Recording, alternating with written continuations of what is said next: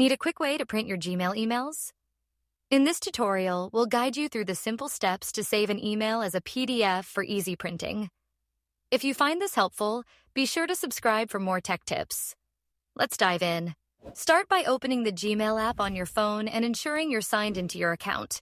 Locate and open the email you wish to print. It could be a confirmation, a document, or any email you'd like a physical copy of. Next, tap the three-dot menu icon in the top right corner of the email to reveal additional options. From the menu, select Print. This will open the Print Settings interface.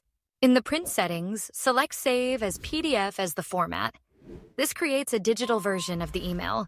Finally, tap Save at the bottom right corner to save the PDF to your device. And there you have it. Your email is now ready to be printed whenever you need. If you enjoyed this guide, don't forget to like and subscribe for more handy tech tutorials. See you next time.